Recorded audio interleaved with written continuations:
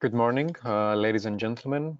My name is Elias Grampas, and on behalf of the European Parliament Intergroup on Climate Change, Biodiversity and Sustainable Development, I'd like to welcome you all to today's webinar entitled 90 Minutes for Discovering the EU Overseas, Best Innovative and Key Partners of the EU Biodiversity Strategy.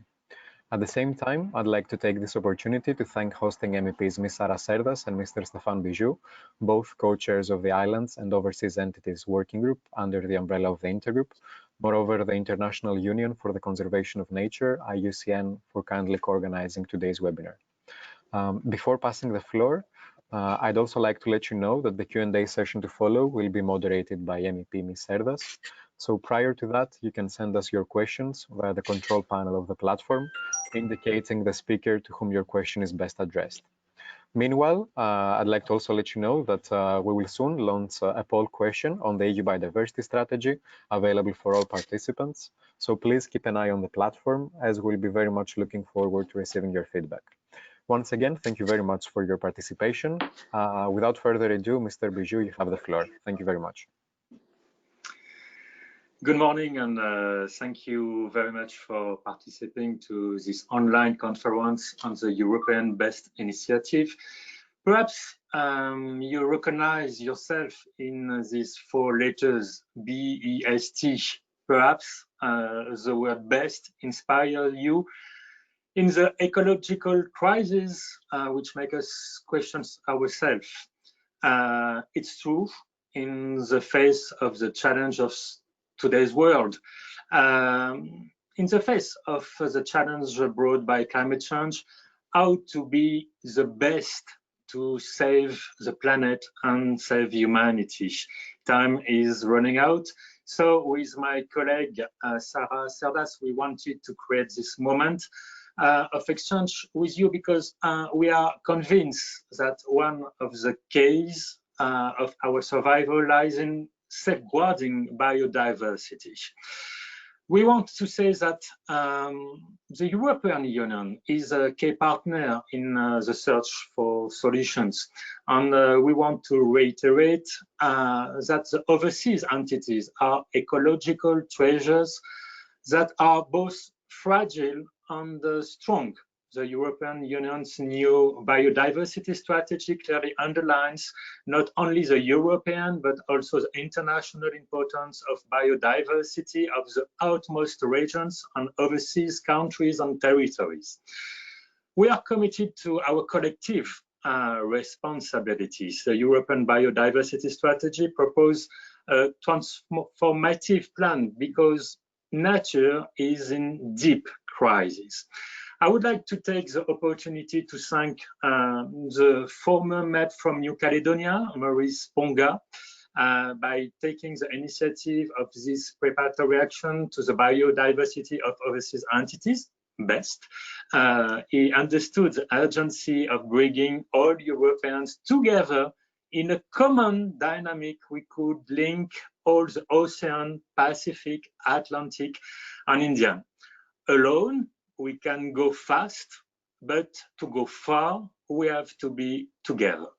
Together, this is the political power of the member states, but it's also the strength of European Parliament, the support of the Commission, which I want to salute and thanks, and to EECN too. That is a key partner in the implementation of this BEST initiative. Together, it is also, and above all, the men and women who every day in the field takes initiative to protect biodiversity.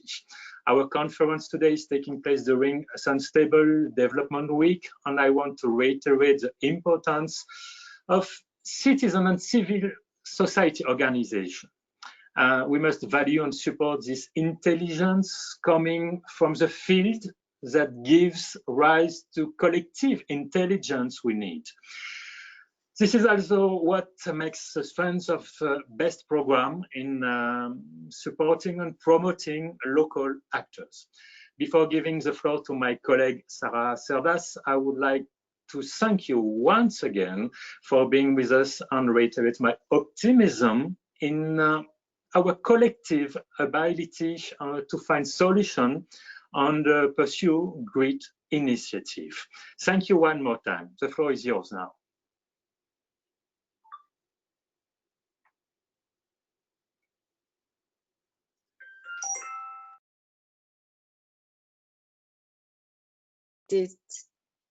Thank you, Stéphane, for these opening remarks. It is indeed quite important to have this moment to discuss such important strategy. Now we will watch a short testimony video from one best grantee in the Pacific.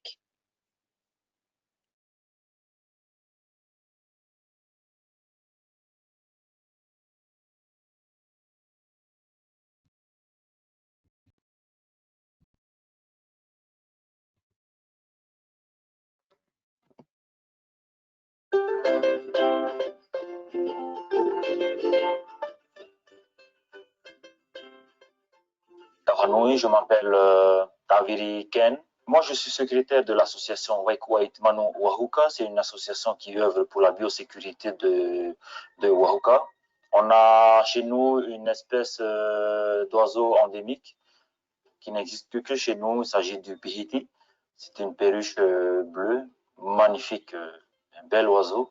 Et notre association avait pour but de sauvegarder, de préserver notre île contre l'introduction du rat noir, notre île, elle est encore indemne du rat noir.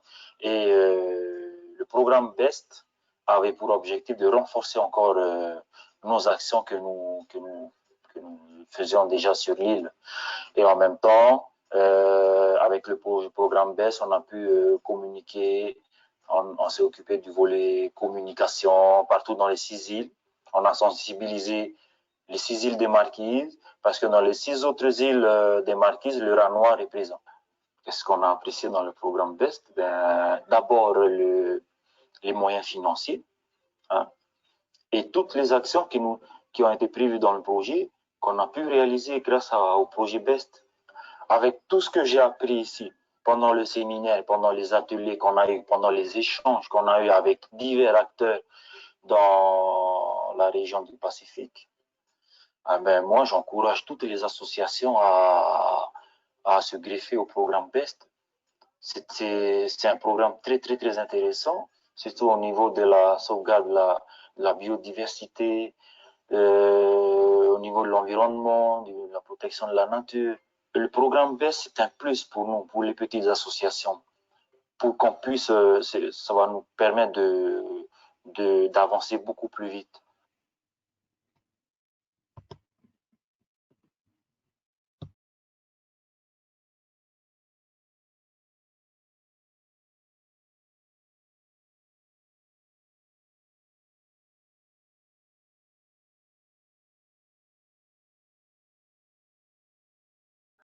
So following the video, we can proceed with our next speaker, Ms. Carol Martinez, who is the Senior Best Program Coordinator on the Global Protected Areas Program of IUCN. Ms. Martinez, you have the floor. Thank you. Thank you very much. Can I have the perfect? I will show my screen.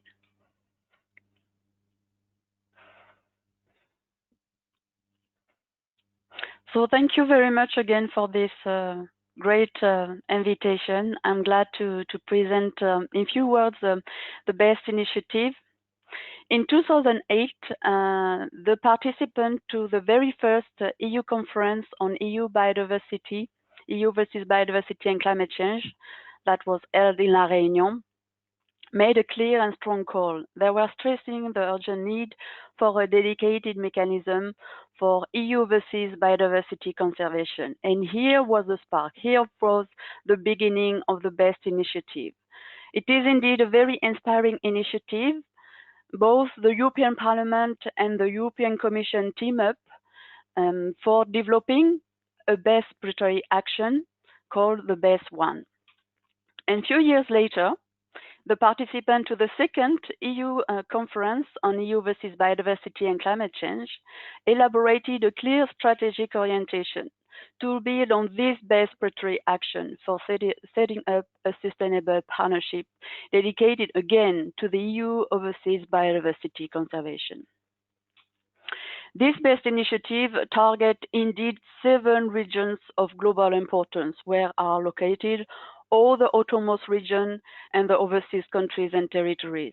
And they are critical not only at the European level for the success of the EU biodiversity strategy, but as well at the international level. As you saw in this little movie, the EU overseas are hosting critical ecosystem for the local economy, but as well they are hosting amazing and very rare, unique biodiversity, endemic species, valuable ecosystem and ecosystem services. From the beginning, the BEST initiative was foreseen as a flexible scheme covering already a wide scope, dealing not only with biodiversity conservation, but as well with sustainable use of natural resources and ecosystem services. It was designed as a customized scheme in order to let the local stakeholders to define their project according to their needs, to let room for the intelligence from the field, in order to quote Mr. Bijoux. The BEST initiative offered a diversity of grants to address the diversity of needs and capacities, and to tackle issues at diverse different scales. It has defined adapted conditions in order to provide an easier access to the European financial support. The objective of the BEST initiative is indeed to facilitate access to the European funds for actors of the autonomous region and overseas countries and territories, to unlock the initiative and to give the possibility for local actors to define actions that are highly relevant for the issue they want to tackle. Another objective of the BEST initiative is to increase the capacity of these stakeholders in order to have a greater access to European support and to learn how to manage EU funds. At last but not the least, a very important objective of the BEST initiative is to provide a greater visibility of the critical importance of the autonomous region and overseas countries and territory stakeholders as key contributors to the achievement of the European and global targets and strategies. The BEST initiative has provided a tremendous amount of new information, of knowledge and knowledge products such as the 7 regional ecosystem profiles. Thanks to the BEST initiative, more than 400 new key biodiversity areas of international importance and ecological corridors have been identified in all the autonomous region and overseas countries and territories. And this has been done thanks to a very participatory process. More than 210 workshops, consultation meetings have been organized in order to mobilize the local stakeholders and the local experts. Linked to this ecosystem profile, the BEST initiative provide room for having a better understanding of what are the needs on the ground. And this has been done thanks to the development of 7 regional advancement strategies. And thanks again to this wide effort of consultation, more than 450 projects ready to be funded have been identified and promoted by local stakeholders. And this represents a total amount of 90 million of funding needs for the coming years. In terms of comparison, this represents 5 more times the funding needs than invested in the past by the BEST initiatives. In order to give an example, in Macaronesia region, the regional investment strategy has been able to highlight, to spot the light on 153 new projects in need of funding. This represents a total investment need of 30 million. Why? And this actually for closing the gap between the findings of the regional ecosystem profile, the identification of new key biodiversity area and new action, and the existing situation with the network Natura 2000 as it is existing in Macaronesia region. The BEST initiative allows as well a very useful overview of the existing biodiversity list or inventories in the autonomous regions where the EU Nature Directive are not applicable. And this overview provides great recommendation to be taken into account in the implementation of the new EU Biodiversity Strategy. But as you know, the best initiative is as well 109 projects funded, allowing financial support to action on the ground. And this represents an investment of 20 million euros.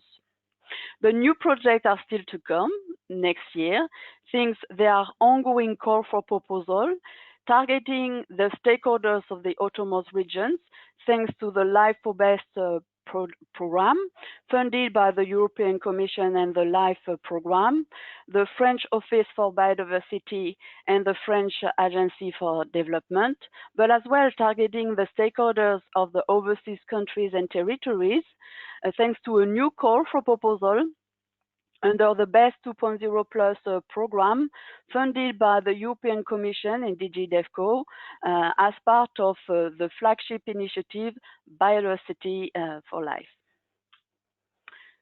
So the numerous projects funded so far are covering a wide geographical spread, covering all the regions where the EU overseas are located and all the overseas countries and territories.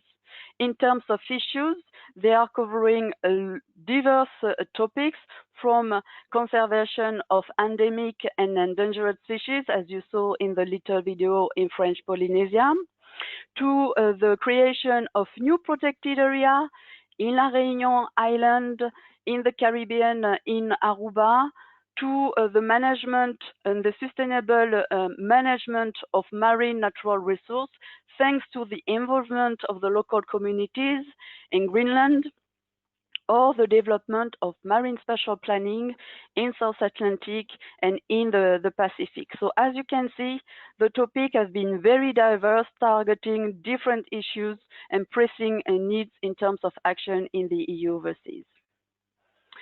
So the BEST projects have been definitely providing great opportunity for awakening vocation. Thanks to the BEST project, more than 120 jobs have been created and as many have been sustained as far as the projects were implemented.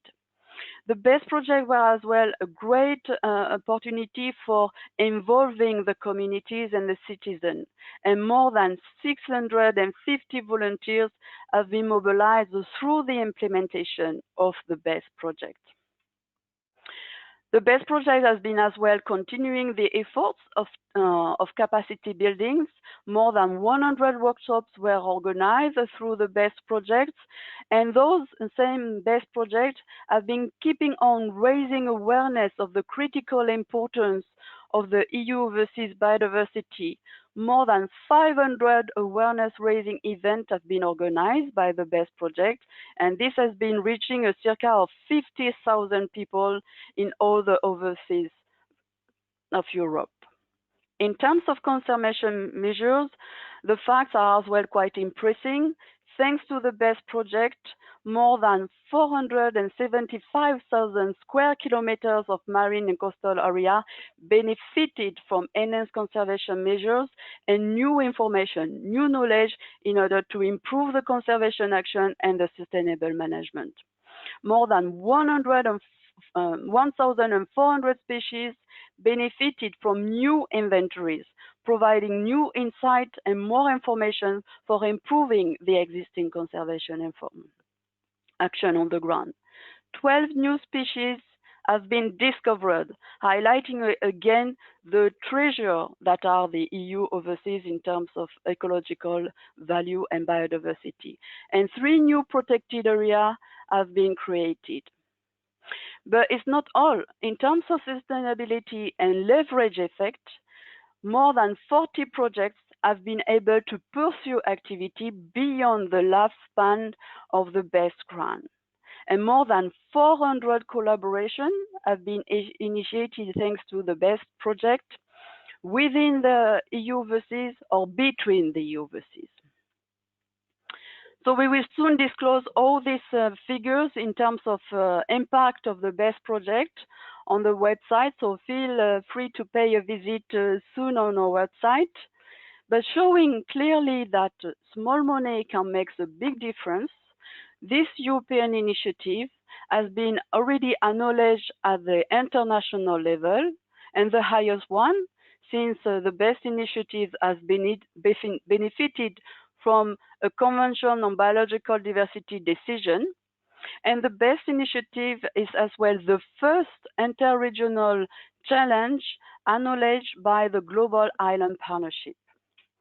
At the European level, the best initiative has been as well underlined, noticed, through EU Council conclusion, through European Parliament resolution, but as well political declaration of OCT ministerial conferences, through the European Commission voluntary commitment for the SDG 14, Sustainable Development Goal 14, and lately, in the LIFE program regulation, highlighting the importance of having a small grant mechanism. So in terms of lesson learned, definitely the best initiatives have made a clear case on the fact that small grants can have a great importance, a great impact, not only locally, but as well at the European and international level. The diversity of needs and capacity requires a diversity of tools and mechanisms that can play in synergy and complementarity. And when enabled, when supported, the local stakeholders and the citizens can make a great difference. And they are key players, key allies for the success of the new EU Biodiversity Strategy implementation. But as you know, and as you saw, there are still funding needs. In this regard, the best preferred action should get political answers and the best initiative should be pursued. So on behalf of all the project teams, I thank you very much for your kind attention and I look forward to further discussion. Thank you again.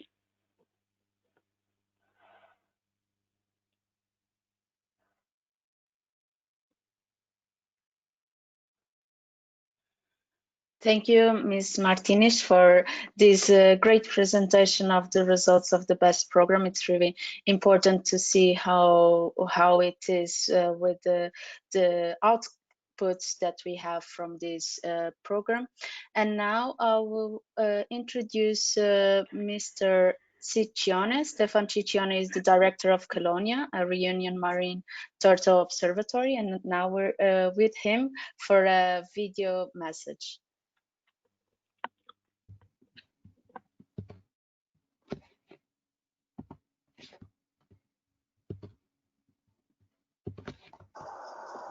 Good morning from La Réunion. I am Ciccione, so my presentation is made from Colonia and the exhibition Turtle and Thalasso, which presents the result of the program BEST COPRA.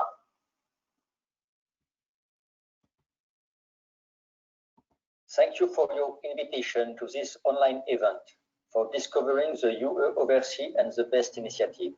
European overseas territories are a key player and partner in the success of the European Union's new biodiversity strategy.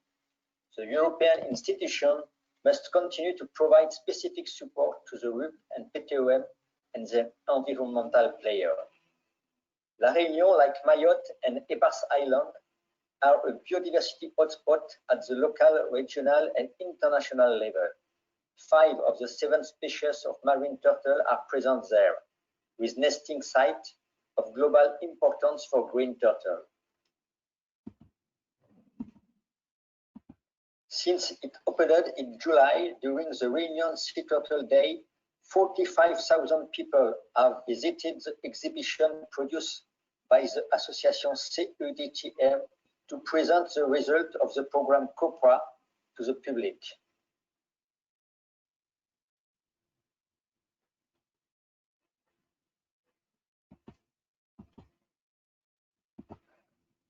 The CEDTM is an association created in La Réunion in 1997, which aims to study and preserve the natural and cultural heritage associated with sea turtle. The objective of the program BEST COPRA is the conservation and integrated management of marine seagrass bed in the Glorious Marine Natural Park, and the evaluation of their functional role for marine turtle. These two programs have enabled significant advance in terms of knowledge and on subjects that had not or very little been studied before. Oceanic movement of loggerhead turtle in the Indian Ocean for Coca Loca, and Thalassodendron monospecific seagrass bed and their ecosystem role for copra.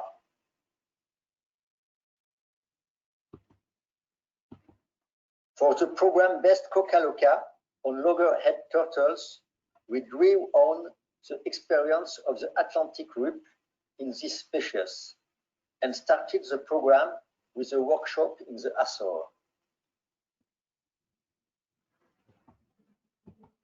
We have established a long-term partnership with professional fishermen in Réunion, including training sessions on what to do in the event of accidental capture of sea turtle. The monitoring of turtle using Argos tag highlighted their movement in the Indian Ocean and guided our exchange with countries in the region. We have therefore initiated and developed cooperation with the Sultanate of Oman, South Africa, and Madagascar. Best Coca Loca also highlighted the impact of plastic waste on the loggerhead turtle. This species has since been retained as an indicator of the ocean pollution at European level.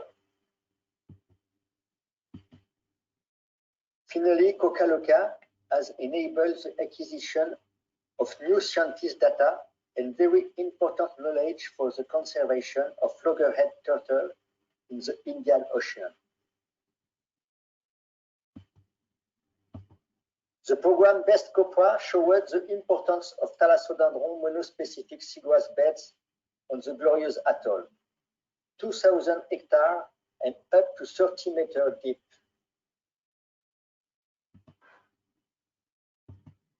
These seagrass beds are important habitats for sea turtle.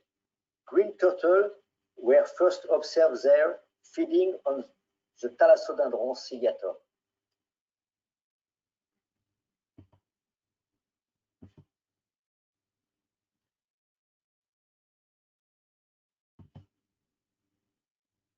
If the marine phanerogram Thalassodendron ciliatum dominates the seagrass bed, biodiversity is extremely rich there, with green and oxbill turtle, but also several species of shark, many species of fish and mollusk.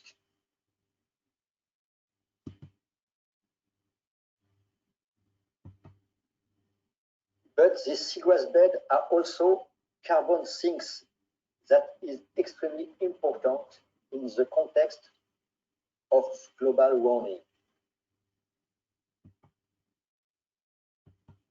Best Copra led to the creation of the West Indian Ocean Seagrass Network, which brings together more than a dozen countries in the region.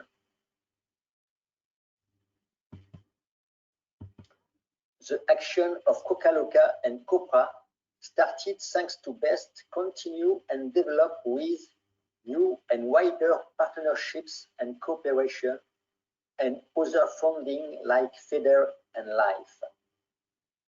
Best has a great catalyst and leverage effect. Best is a perfectly well adapted mechanism to start programs on new themes within the framework of regional cooperation. It provides real support to NGOs, which are major players in local conservation action and regional cooperation. It enables European Union overseas stakeholders to grow and act as regional and international players. Best is accessible to a wide range of stakeholders. Perfect complementary with other mechanisms like feather and light. So, best is the mechanism to be sustainable.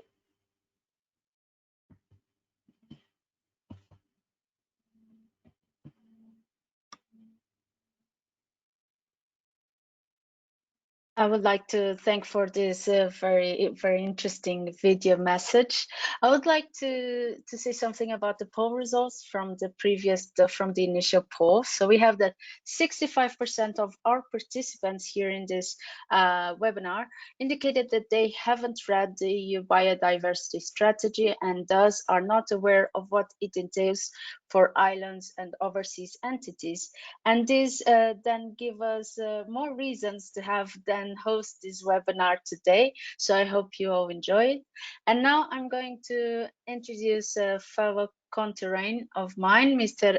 Ruben Eiras. Ruben Eiras is the coordinator for Blue Economy Entrepreneurship, Innovation, Investment and Financing at Fórum Oceano, the Portuguese Blue Economy Cluster.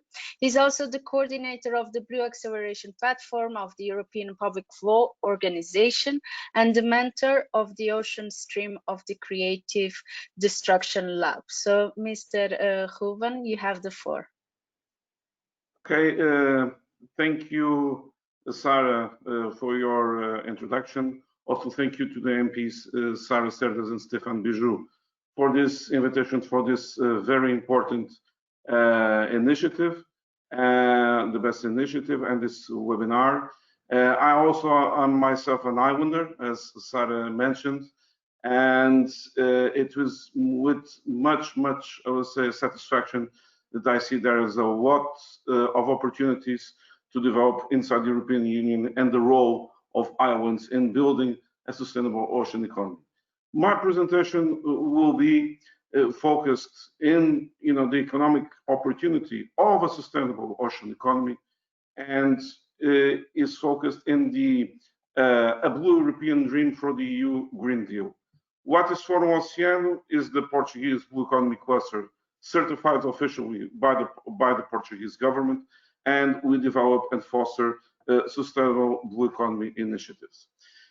This idea of the European dream comes from a recent declaration from Daniel Ek, is from Sweden, is a Spotify founder, and he said, let's make happen the European dream, focusing more in building a better future for the collective, not just for the individual, in contrast with the American dream. So what could be Europe's blue dream inside the EU Green Deal and the role of EU islands in this? So to build the world's most prosperous sustainable ocean economy, creating jobs, wealth, and restoring the ocean's health and biodiversity abundance. So people, planet, and profit. Is this achievable? Yes. If you look into what is the blue economy in Europe, and looking into what the last blue economy report from the European Commission issued by DG Mare very recently, we see that in the pre-COVID-19, the economy GVA, gross value added from the European Union in the blue economy, grew 50% in the last 10 years, being the main drivers tourism, port activities, and shipping. Portugal, that indicator grew about 40% between 2015 and 2018. It employed 5 million people in the EU. The emerging sectors like offshore wind grew 7%, and the OECD previews that the blue economy will represent 10% of the world's GDP. However, we cannot do blue economy as we did in the last century. We have to make it sustainable. And for make it sustainable, it means integrating the ecosystem's natural capital protection and restoration into the business model equation, like is stated in the Blue Economy report from DG Mare. It also means integrating human well-being benefits also into the business equation. That means business models that promote low carbon performance, negative carbon performance, circular economy processes, and also the creation of local jobs. And also means that remuneration of fund managers asked to be not only in the financial return, but also in the environmental, social and governance return. So in value, the ESG. This graph that I'm showing you now is from the high-level panels on sustainable ocean economy of a very recent report that shows that investing in sustainable ocean economy can have a return of $3 to $5 for each dollar invested in these, I would say, areas. And as you can see, conservation, decarbonization, sustainable ocean-based food production can have very, very interesting returns for investors, and where benefits outpace the costs of this strategy in 5 times higher. But how do we do this? How do we make this blue European dream happen? Well, recently, the EIB, the European Investment Bank, released the EU Taxonomy, which is the tool that guides and operationalizes investors, companies, bonds issuers, and project promoters for creating blue or green initiatives and green investments, and sets the criteria and the technical screening criteria for making those investments bankable and also achievable in a sustainable way. They have 6 environmental objectives that are here mentioned. One of them is, the third one is directly focused into aquatic and sea water resources. And what this taxonomy has in its tool is to contribute at least to one of these objectives, so the projects that can be financed, do not do significant harm to the other objectives, and has to comply with minimum safeguards. Well, let's go for, I would say, a concrete example. If we go to multi-trophic sustainable ocean farming, it is something that can be done in islands. And as it was shown in the previous presentation, islands are also very important ecosystems, of course, according to its geography, also to restore the sea forests and sea, I would say, prairies that have around them. And if we do a combined investment between sustainable ocean farming of offshore aquaculture and seaweed reforestation, we will be in practice going for the concretization and the filling up of these 2 objectives: the climate change mitigation, because it increases the availability of negative CO2 protein, so seafood protein, and also it increases the ecosystem services resilience. It increases the capacity of CO2 absorption, mitigation of ocean acidification, restoration of ocean ecosystems biodiversity, and thus the increase of fish stocks. And this, of course, aligned, this will help to make happen the Sustainable Development Goal 14 from the United Nations. It should be stressed that the Blue Economy report stresses that the aquaculture and ocean farming are completely decoupled from greenhouse gas emissions, CO2 and methane. So it's a highly sustainable investment. Also, this paves the way to consider why not the emission of blue bonds, of EIB blue bonds, for EU overseas territories, islands, for ocean restoration activities, for the sea foresting, or in this case, even the combination with seafood production, because this provides jobs and wealth for local communities. The EIB is the first and was the first entity to emit a green bond in the last decade, and has a lot of experience and in this area.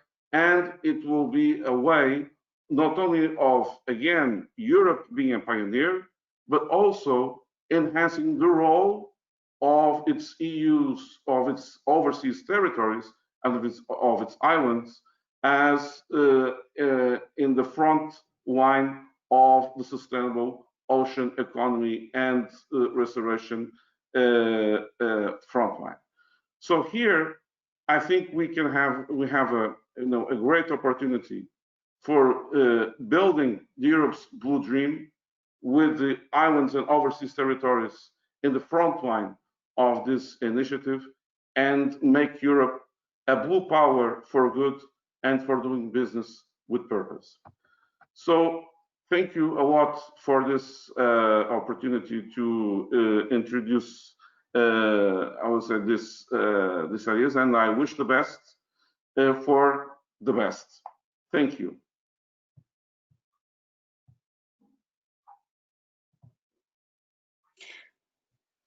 Thank you, Ruben, for such an impressive and overarching presentation. And now I'll give the floor to Mrs.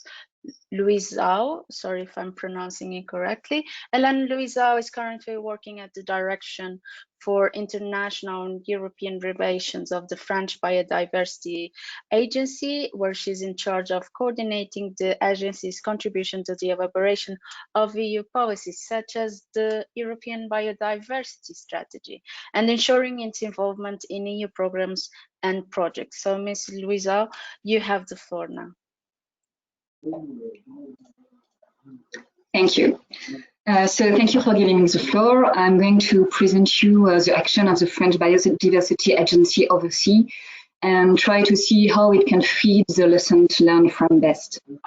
So to start with, a few figures about French biodiversity overseas. French overseas may account for only 0.08% of the world territory, but it represents 80% of French biodiversity.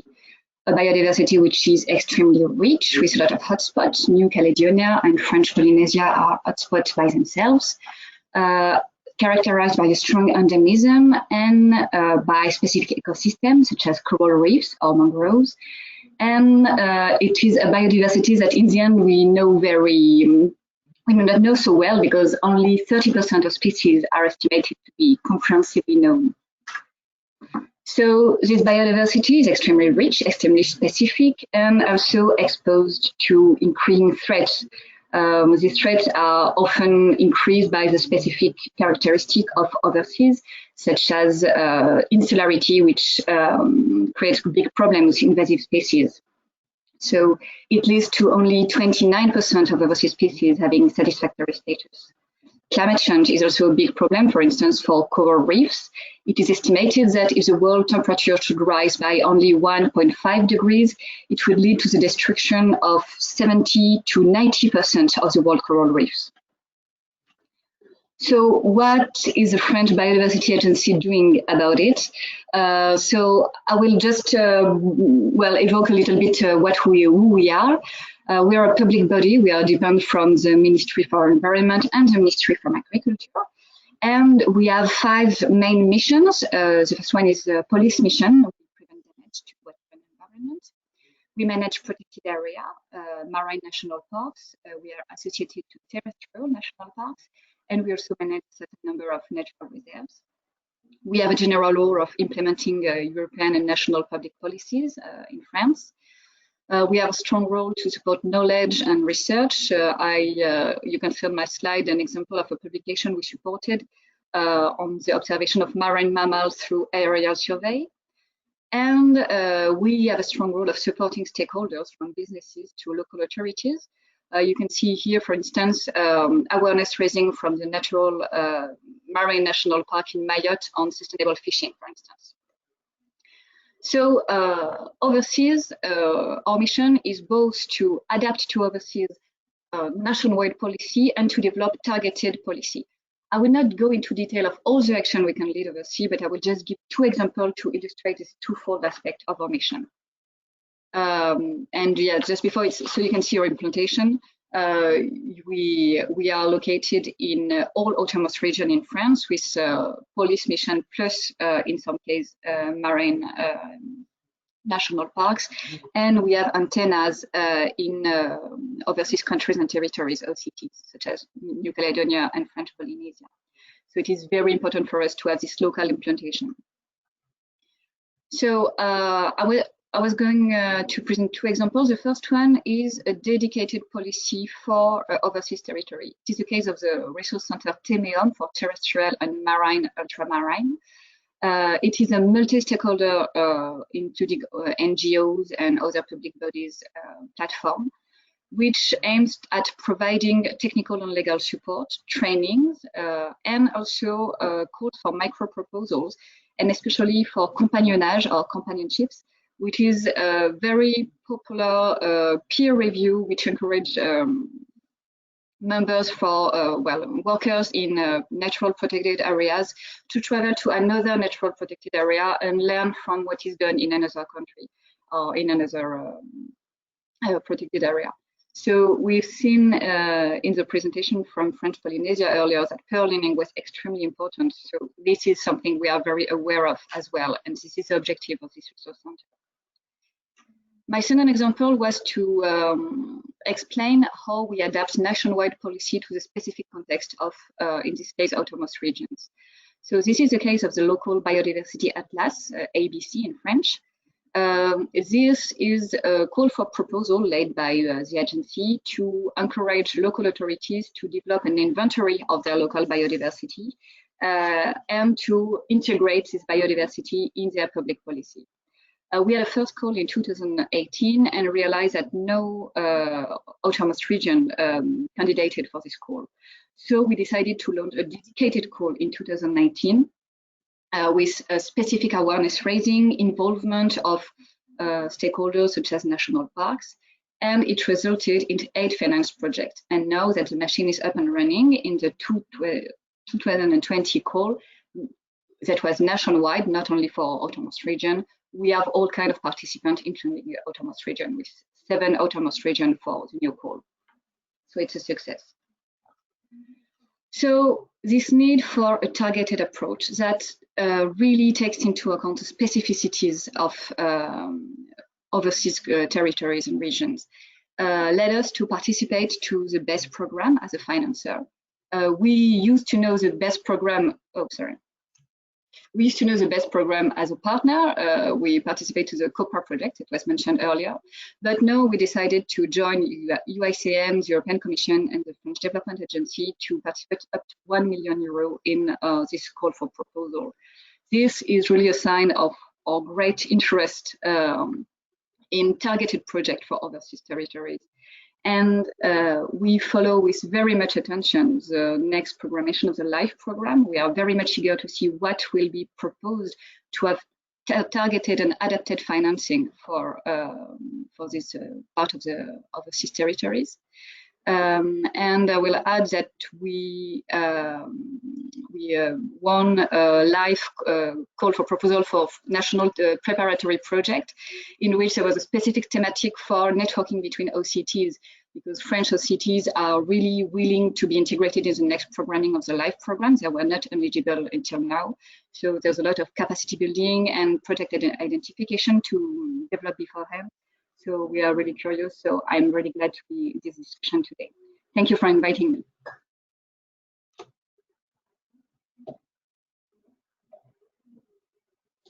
Thank you for your presentation, Ms. Luiso. And now I will introduce Mr. Humberto Delgado Rosa. He is the Director for Natural Capital at DG Environment, European Commission. Previously, he was Director for Mainstreaming Adaptation and Low Carbon Technology in DG Climate Action. He's experienced in European and international environmental policy, particularly in biodiversity and climate change issues. So, Mr. Delgado Rosa, the floor is yours now.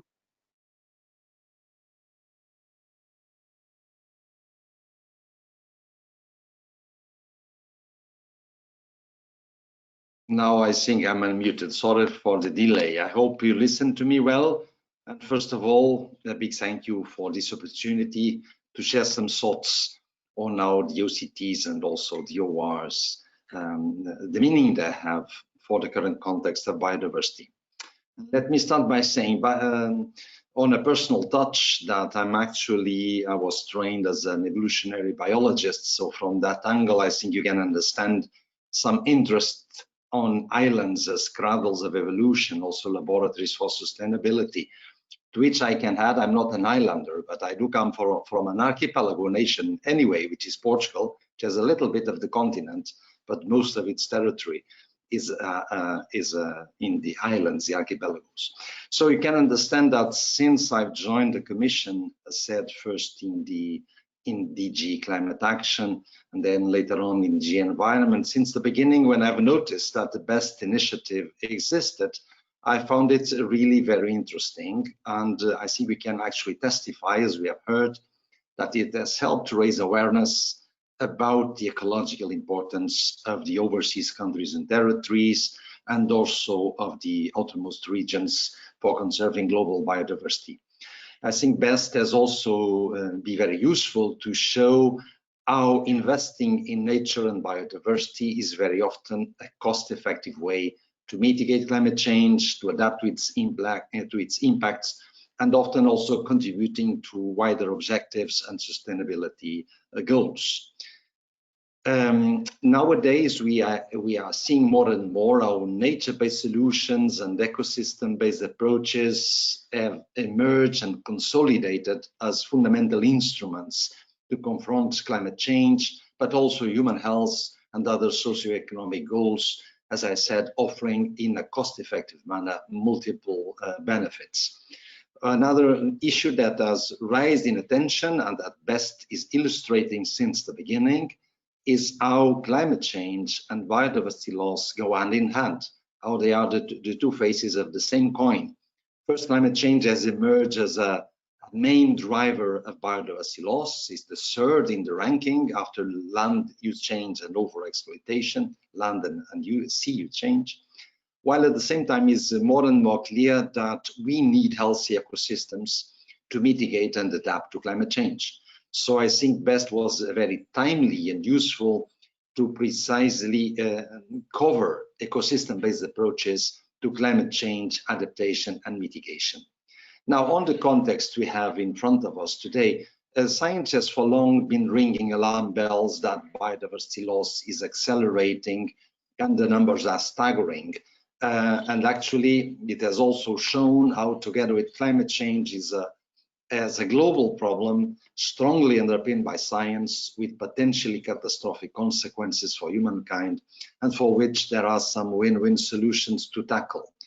I think the European Green Deal, when it came out, can be seen very much as a political response, not only from these facts that come from science, but also to the increased perception of the facts by public opinion that do put climate change and ecosystem protection high in the political attentions. And within the Green Deal, the EU Biodiversity Strategy for 2030, with the subtitle "Bringing Nature Back to Our Lives," was actually adopted amidst the pandemics, the COVID pandemics. So it also somehow showed the link between this kind of risks, including zoonotic diseases that can become pandemic, like COVID, and the recovery that we will need after pandemics. So I think if you haven't read it, those 20+ pages deserve a reading, because, to be honest, I think it's the most ambitious biodiversity strategy the world has ever seen. And it does entail the path towards a transformative agenda for protecting and restoring nature, and thus becoming a potential also central element for any recovery plan. It does have these 4 main elements: protect nature, restore nature, enable transformative change, and provide leadership for an ambitious global biodiversity framework after 2020. And I do think that the outermost regions and the overseas countries and territories can make a significant contribution in all these areas. They do host biodiversity of global importance, actually as recognized in the EU Biodiversity Strategy. Furthermore, if one looks to the world map, the wide geographical spread of the EU's awards and OCTs has always struck me as an opportunity to extend regional cooperation with an European link and flavor in 7 globally important regions of the world. So this explains why we are following up and sustaining the BEST initiative. The coming live program for 2021-2027 includes a provision dedicated to small grants for biodiversity in the ORs and OCTs. So as soon as the budget for the next funding period and the multi-annual work program for life will have been adopted, we will prepare for the implementation of such a small grant scheme for biodiversity based on the experience of the successful BEST 2.0 and Life for Best programs that you have heard about before.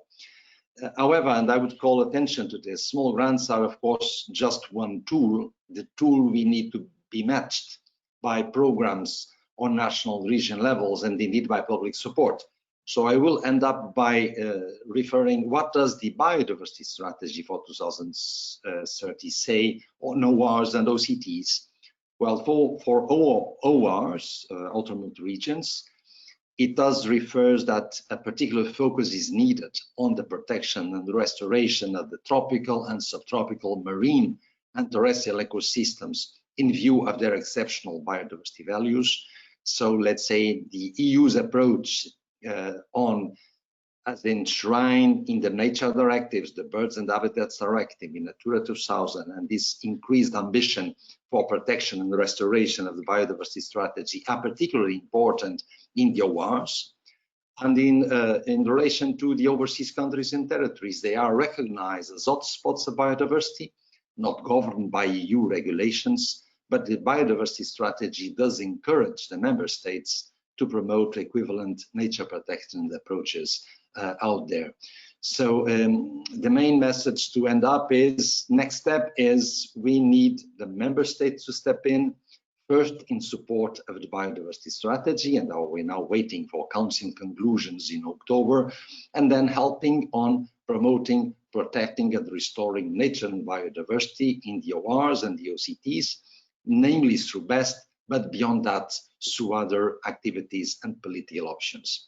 Thank you very much. Back to you.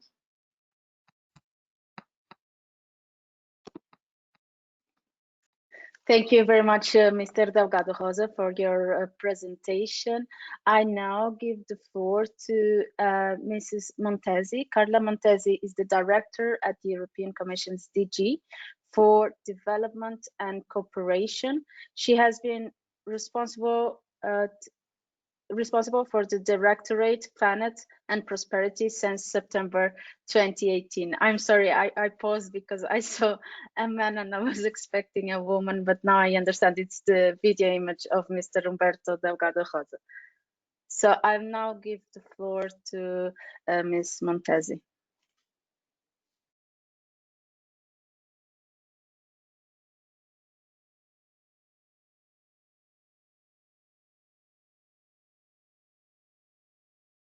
Okay, fine. I think here you are. Dear Mr. Bijoux and Mrs. Cerdas, dear friend of UCN, let me say by many thanks for having organized this event. I personally believe that the role of the European Parliament in keeping the biodiversity and the climate change high in the political agenda is really very essential. As was already mentioned, biodiversity loss and ecosystem collapse are clearly one of the biggest threats humanity will be facing in the coming decades. And that is why the Biodiversity Strategy 2030 is a key element of the Green Deal. And if the pool is saying that they don't know enough about the biodiversity strategy, Humberto, that you're still online, I think this is a message for both of us. We surely need to do more. Now, the presentation on BEST was very, very interesting, and I think that they have illustrated that BEST is a key example for a successful scheme, a scheme that has raised the awareness, helped to promote the EU environmental values and standards, and have provided incentive for the local actors to engage in the environment action. And I think also one other point, BEST has shown in practice how important it is to ensure the link between biodiversity conservation, climate change, sustainable land and the sea management, disaster reduction, disaster risk reduction, and the livelihoods. It's very important that this link will work. And this is exactly the spirit of the Green Deal strategy. Now, all this experience in my mind has also shown the role that empowered local authorities could play. And in fact, when we want to act to face the biodiversity challenges, it's really crucial that we improve the governance. We improve the governance approach at a different level, at the local level, but also at the national and the regional level. Now, looking to the OCTs, I think that the important contribution of the OTC to address the biodiversity challenges was already very well mentioned. Now, looking to the future, as you know, we are preparing the future multi-annual framework, financial framework. Negotiations are still ongoing, but as Umberto, as was already mentioned by the previous speaker, so I will not go very long on this. This new instrument will offer more flexibility regarding also the interregional cooperation. So cooperation between EU member states, EU partners and OCTs will be encouraged, and of course will be encouraged also in the areas of fighting environmental challenges. The participation of OECTs in joint operational program or interregional cooperation program with African, Caribbean and the Pacific will also be possible. So now it's about taking the initiative and having this clearly has the important big priority. Of course, it's important that we have dedicated funds for environment, but let me underline once again that it's also more effective, and it's also very important if we ensure a more effective and systematic mainstreaming of the environmental consideration in all the cooperation program. So this mainstreaming will continue to be promoted in our future cooperation. Now, as always, you know that when we are identifying the future program, the future priorities, of course, the priorities supported by the European Union under the MFF, under the future program, will have to be joint identified with the countries. So I really hope that the biodiversity and the climate change will be between the key priorities in the future of partnership with the OCT countries, and that this will be, of course, fully in line with the European Union priorities regarding the Green Deal. So a lot of work, good experience with the BEST program, a lot of work in preparing the new intervention under the future multi-annual framework. Many thanks, and once again, thank you for our both chair of this working group, once again for your engagement, because it's really very important to engage and to progress in these big challenges in our European policy and the priorities. Many thanks, and over to you. Thank you, Ms. Montesi, for your intervention here in this webinar. We now proceed to the question and answer session, QA session, and now we have at least 2 questions. So I begin with the first question from Sandra Alter to Mr. Umberto Rosa and Mrs. Carva Montesi, which is, in which way is the EU planning to combat trade in illegally sourced wildlife, such as exotic pets, which is protected in the territory, for example, highly threatened lizards from New Caledonia or Saint-Martin, but freely and legally sold at the EU market? And then the EU Wildlife Action Plan and the Biodiversity Strategy will be the perfect opportunity to stop this shady business by passing legislation similar to the US Lacey Act. So we'd like to hear from you.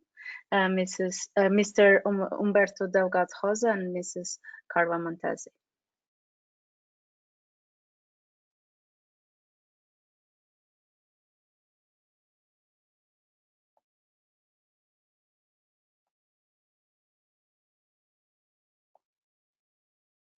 Umberto?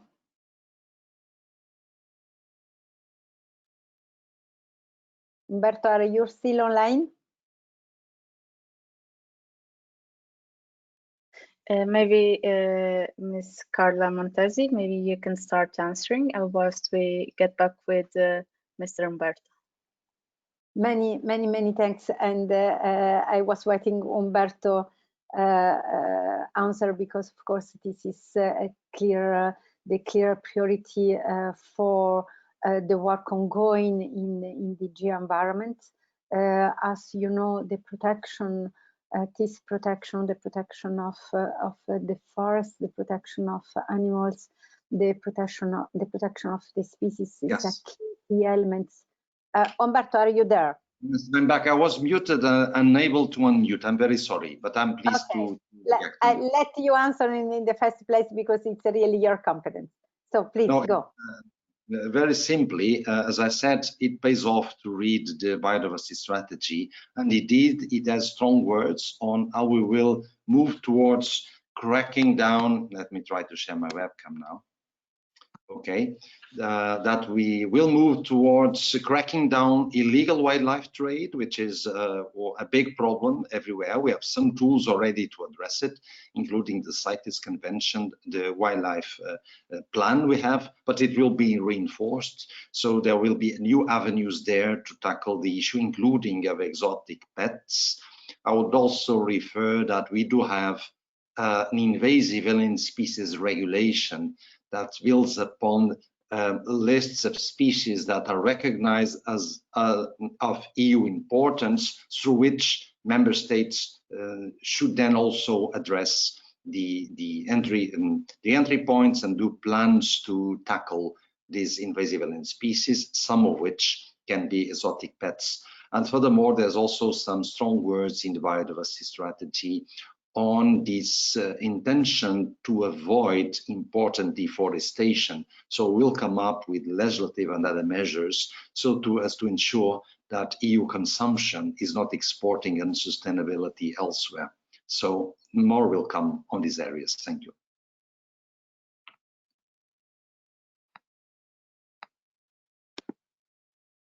Thank you, Mr.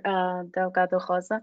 I have another question from Maria José or Maria José Aramburu to Mrs. Carol Martinez, which is, could not be possible the inclusion of the Life for Best in the Nature 2000 awards. I believe that this would give higher visibility to the Life for Best program at EU level. Mrs. Martinez, do you have any comments for this question?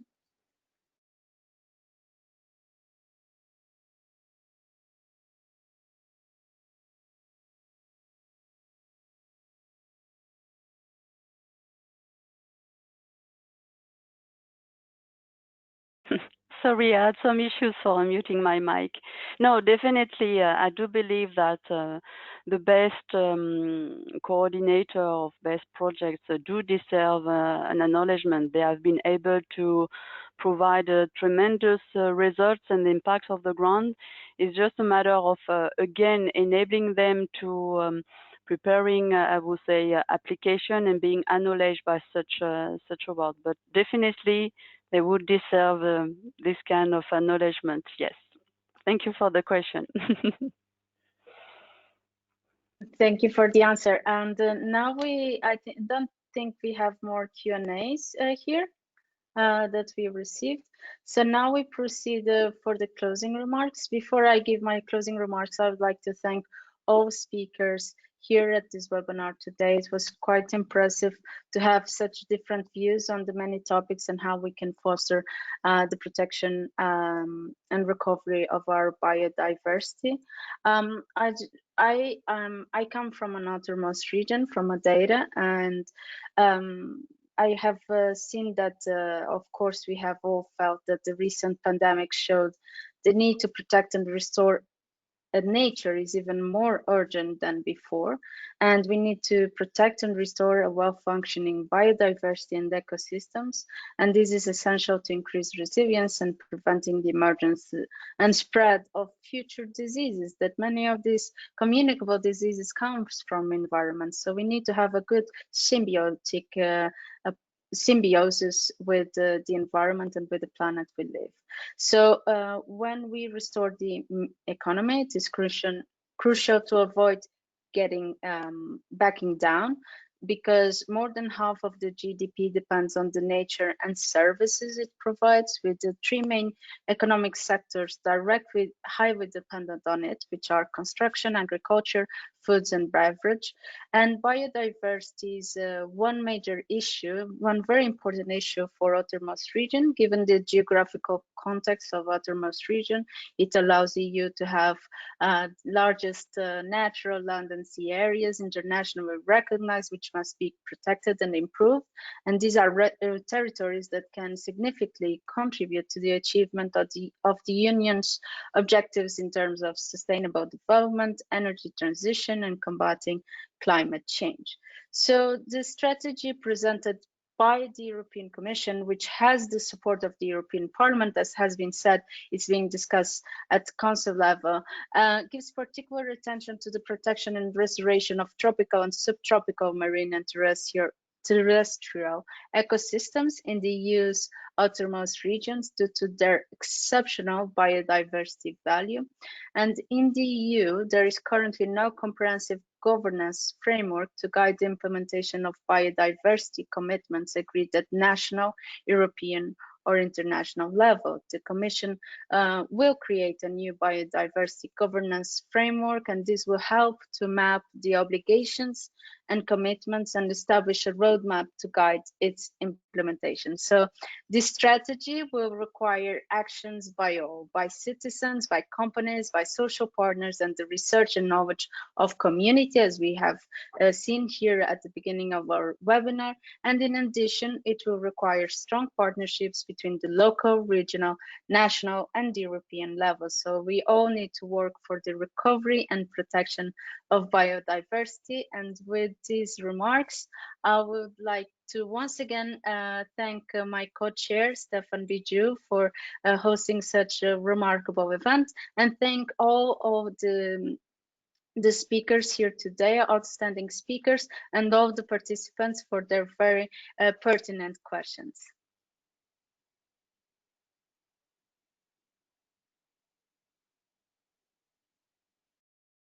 So on behalf of the European Parliament Intergroup Secretariat, I'd also like to thank you very much to all of our speakers, hosting MEPs and participants. It's been a real pleasure having this online event with you today. I hope you enjoyed it too. Well, we're very much looking forward to welcoming you to our upcoming events in the near future. Until then, all the best and stay safe. Thank you very much.